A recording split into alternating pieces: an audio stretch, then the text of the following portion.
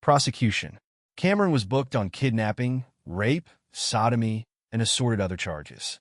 The media was informed, and it soon became a high-profile case with national coverage. Many neighbors doubted that Cameron Hooker could have done something so awful. They weren't surprised to hear that he pleaded not guilty to all counts. The prosecution realized that there was a statute of limitation problem with the kidnapping charge, because 7 years had passed and the statute stipulated 3. Also, the defense was saying that Colleen had remained with the Hookers voluntarily and that Janice had turned in her husband because she was jealous of Colleen. Colleen's quiet demeanor upon being questioned and the absence of any sense that she wanted revenge tended to give this defense more weight. So did Janice's lackluster and inconsistent performance during the preliminary hearing. Yet the judge decided there was sufficient evidence for a trial. Searching both homes where the Hookers had lived with Colleen, police found whips, leather restraints, the head boxes, the stretcher, and hooks in the ceiling that corroborated Colleen's statements. They also found many publications illustrating violent, sadistic pornography. Comparisons between Colleen Smith and Patricia Hearst, a 19-year-old celebrity kidnap victim who in 1974 had helped her captors to rob banks, soon surfaced. Aware that brainwashing was not easy to prove and that it had not worked as a defense for Hearst, McGuire interviewed 6 experts on the procedure. Among them was Dr. Donald Lund, who would later be hired by the defense. After a great deal of consideration and allowed only one of this type of expert, she finally retained Dr. Chris Hatcher. He had done work on the effects of terrorism, had studied the People's Temple in Jonestown, and had written well-received articles on the psychology of hostages. McGuire then had to learn all she could about Colleen's ordeal. Troublesome for the prosecution was a tape on which Colleen told Cameron that she loved him. McGuire was not happy about this piece of evidence, but they moved forward. Together, they made a timeline across the 7 years, looked at the photos, and went over how the head box and other contraptions were used. Colleen was mostly passive throughout. With pressure from the county that this trial could be too expensive, McGuire had to listen to Papendick's attempts to reach a plea deal based on the fact that the sexual acts were consensual. But McGuire wanted badly to try this man for his monstrous crimes. She refused to deal. Papendick tried several delaying tactics, having his own experts examine both Colleen and Janice, but finally a trial date was set. Cameron Hooker would face a jury, beginning on September 24, 1985 in Redwood City in San Mateo County Superior Court, before Judge Clarence B. Knight.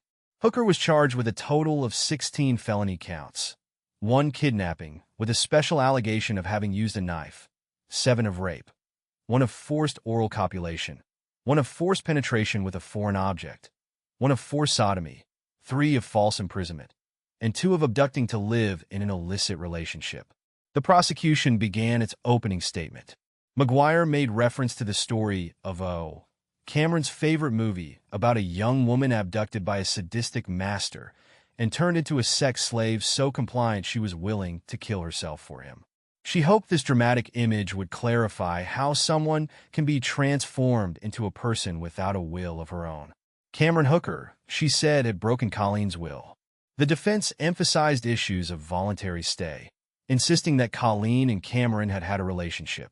Janice was the first prosecution witness to take the stand. She answered questions more clearly than during the preliminary hearing, because she was free of the effects of medication. She explained Cameron's plan, the fictitious company, the slave contract, and Cameron's whips. She also admitted to burning most of the evidence. She discussed the dungeon and his plan for acquiring more slaves. The jury saw the pictures processed by the FBI lab displayed on large posters, along with Cameron's pornography collection, a replica of the head box and the dehumanizing box that had been built for underneath the bed. Prior to the trial, several people had tried it out to see what it was like, as did some jurors during the trial. "I felt like I was in a coffin," said McGuire of her experience. The box had been awkward and uncomfortable. It was unnerving to be enclosed for only a few moments, and she could not imagine 3 whole years inside this contraption. The prosecution also had built a full-scale dungeon like the one for which Colleen had been forced to dig a hole. Then Colleen told her story, which she found difficult to do. The jurors and reporters seemed to have nearly as much difficulty believing it. To illustrate how the head box worked, It was brought in the courtroom and placed over the head of a woman dressed much like Colleen. The jury was stunned at how it fit and that it had been part of Colleen's ordeal. Hearing about it was not nearly as dramatic as seeing it lifted over someone's head and screwed into place. McGuire spent a lot of time going over Colleen's contacts with neighbors and friends. She brought up the company and Colleen's belief in it. She wanted the jury to understand that what appeared to be freedom was in fact a form of captivity that was based on her fear of trying to run away. She wore invisible chains. Colleen's sister, Bonnie Sue Martin, testified about her sister's appearance when she visited home in 1981. It was beneficial for the jury to see someone with her thick, healthy hair who resembled what Colleen once had looked like. That made an impression. Clearly, by comparison, the girl had suffered. Dr. Michael J. Vavx, a physician, stated that the scars on Colleen's ankles and wrists had resulted from restraints. He also described the burn marks from electrocution and Colleen's pierced labia. Then psychologist Chris Hatcher, with impressive credentials and experience in such cases, explained to the jury how mind control worked. He addressed the dynamics of sadomasochism and the dominant and submissive personalities involved, particularly the excitement factor for the master in getting someone to submit to his whims. Hatcher then talked about how the effects of sudden kidnapping, death threats, being housed in a dark tomb that disturbed daylight patterns, the physical abuse, the loss of control over necessary bodily functions, and the lack of communication were collectively effective in breaking down Colleen's will. He had examined the crime scene and had interviewed Colleen at length, and he believed that she had been coerced into staying with the Hookers. In other words, her values, her identity, and her whole way of looking at the world had been changed. There was talk throughout the trial of what was known as the Stockholm Syndrome, which occurs under the unusual conditions of extreme stress and captivity, where there may be torture and a high degree of uncertainty. Kidnapping victims, abused spouses, and tortured prisoners are most prone to it. The captive appears to become involved to some degree with his or her captor, and even to consent to abuse in captivity. That person may express feelings of affection in a way that surprises outsiders and makes them wonder at just how captive and abused the person really is. What appears to occur, according to experts who have studied the phenomenon, is that the person freezes as a way to avoid further torture and then yields to try to appease the captor. If the captor then takes care of basic needs, the captive may feel gratitude bordering on affection. Such victims become susceptible to suggestion, and having their own world shrink to that shared with the captor may become sympathetic.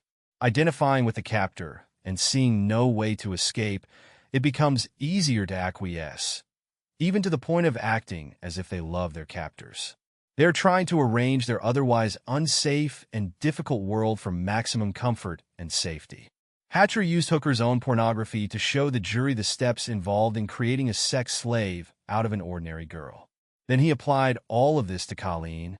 Papendick had trouble with cross-examination, since Hatcher knew his field well, so finally he quit to await his own expert's testimony. The prosecution rested. Hooker's defense. On Friday, October 18th, Cameron Hooker took the stand to explain his side of the story. He admitted to the kidnapping and described his fantasy of slaves and bondage. Yet he tried to gain sympathy by telling the court that Colleen had been ill from substance abuse withdrawal, and he had been worried about her. He maintained that she had fallen in love with him, and he was merely caring for her. He went on to explain how he had found the slave contract in a magazine.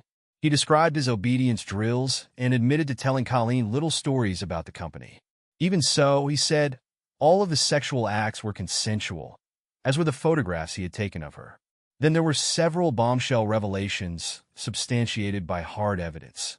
After Colleen left, she had made a total of 29 phone calls to the Hookers, one of which was over an hour long, and Papendick said this behavior showed her attachment to them. This appeared to surprise the jury. He had Hooker also state that his wife, Janice, had been jealous of their relationship. He'd been caught between them as they bickered over their differences. Papendick believed that if they could get the jury to consider only the kidnapping charge, Cameron would be home free, because the statute of limitations on kidnapping had already run out. His strategy was to make Janice appear to have been jealous of the relationship growing between Colleen and Cameron, which made her turn on her husband and lie. He brought up her outing with Colleen to the bar and a ski trip they took together. He then presented a stack of letters that Colleen had written to Cameron in which she had freely expressed her love for him and her desire to have children with him. "I seem to be falling deeper and deeper into love with you with each passing day," she wrote. She also wrote that she did not want to leave him. McGuire had not known about these letters, and when she later confronted Colleen about their existence, Colleen simply said that she had forgotten about them. She claimed that Cameron had made her write them and that she had done so out of fear. "I used to tell him that I loved him," she defended herself to the A&E interviewer, "because the better I treated him, the better he treated me." But this was seriously damaging to the case, as was Colleen's brief visit to her family. McGuire had to work hard to turn things around. Dr. Lund, a clinical associate professor of psychiatry at Stanford University Medical School, took the stand. He had worked on the Patty Hearst case, among other cases related to captivity, and he dismissed the idea of brainwashing. He did not think there was an invisible psychological barrier that one can place around people to keep them from walking away.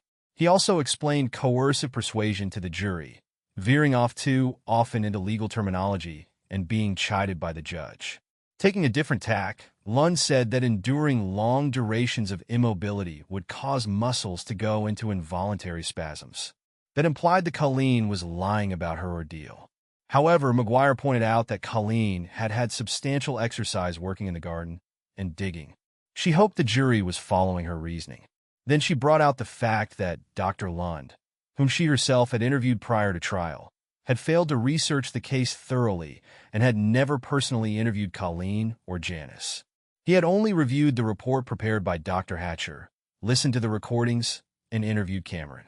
He had not even written a report, nor did he recall that in his own papers he had used terms such as broken, although he now acted as if he failed to understand them. In the end, the judge undercut him and he lost some credibility. After 5 weeks of trial, on October 25th, the defense rested. In closing statements, McGuire focused on the charges of kidnap, rape, and sexual assault, while Papendick honed in on the phone calls, the visit home, and the love letters. McGuire said Colleen was a captive. Papendick said her actions were voluntary. While it seemed clear that the jury had been offended by Cameron Hooker's arrogance and lack of remorse, they also seemed confused by Colleen's apparent bond with her abductors. The prosecution had not presented definitive proof that she had no choice in the matter. This would be a difficult decision. "The real question," said Greg Lefevre, a television journalist who covered the trial, "was reasonable doubt. Was the jury going to buy it? Were they skeptical of this young girl?" The jury looked over the evidence and talked about the issues for 3 days. On the third day, they sent word that they were hung on one of the counts, which meant they were solid on the others. Finally, on Halloween, they returned a verdict. Cameron Hooker was found guilty of 10 felony counts, including kidnapping, rape, and other sex offenses. As he listened, Cameron showed no emotion. On November 22nd, Hooker was sentenced to consecutive terms for the sex crimes, which totaled 60 years. He received 1 to 25 years for the kidnap, plus a 5 to 10-year sentence for using a knife while doing so. If he served the maximum time sentence, he was looking at 104 years. His lawyer immediately appealed. In a press conference, Colleen expressed how glad she was that Cameron Hooker would never be able to hurt anyone else the way he had hurt her. That had been her primary motive in going through the trial. Although she still felt a bit fragile, she got on with her life. She found a job, went into therapy, and went to school for an accounting degree. She managed to find a way to feel better about herself. She got married and had a child, but then got divorced. Her daughter considers her to be brave and strong. "My life," Colleen said on the documentary, "isn't any different from anyone else's, I don't think."